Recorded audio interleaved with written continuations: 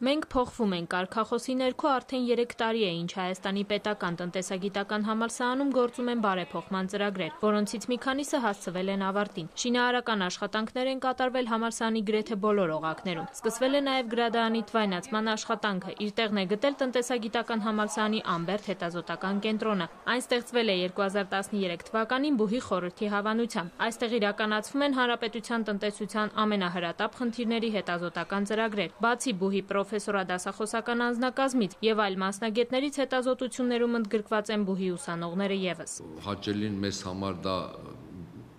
հետազոտական կենտրոնի, Ամբերդ հետազոտական կենտրոնի ստեղծումն է, որը գտնվում է բարձրահարկի 10-րդ հարկում եւ ամբողջ քաղաքը տեսանելի է եւ ֆինանսավորում այս պահին ամբողջովին մեր բյուջեի հաշվին է, մեր սեփական միջոցների 3%-ից մոտ 4%-ը տրամադրել ենք հետազոտական աշխատանքներին։ Սեպտեմբերի վերջին ուսանողների առջև իր դռները կբացի հայ-բրիտանական համագործակցության արդյունքում ստեղծված բրիտանական բիզնես դպրոցը։ Համատեղ դպրոցը հիմնվել է Հայաստանի կառավարության որոշմամբ։ Դասավանդումն իրականացվելու է մագիստրոսական ծրագրով, ուսման տևողությունը 18 ամիս է։ Ինչպես նշեց Բուհի ռեկտոր Կորյուն Աթոյանը ուսանողներին, ուսման վարձը վճարելով Հայաստանում ուսումնառության ընթացքում հնարավորություն կունենան Լոնդոնի կոմերցիայի դպրոցի այլ մասնաճյուղերում եւս մասնակցելու 2 մոդուլի։ Բիզնես դպրոցը դա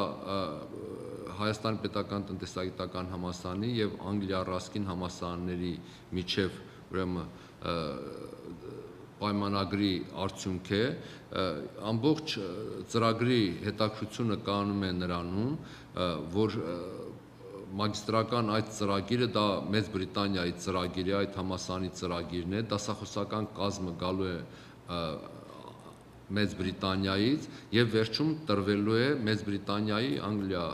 Ռասկին համալսարանի դիպլոմ։ Իդեպ բրիտանական դպրոցի ընդունելությունն արդեն սկսվել է։ Դասընթացներին դիմելու համար բակալավրի աստիճանն ու անգլերենի իմացությունը պարտադիր են։ Տնտեսագիտական համալսարանի ռեկտորի խոսքով այս ծրագրերն իրականացվում են Բուհի հեղինակությունը բարձրացնելու եւ նոր կապեր ստեղծելու նպատակով։ Հեղինե Դավթյան, Աշոտ Գաբրելյան, Երկիրն այսօրի համար։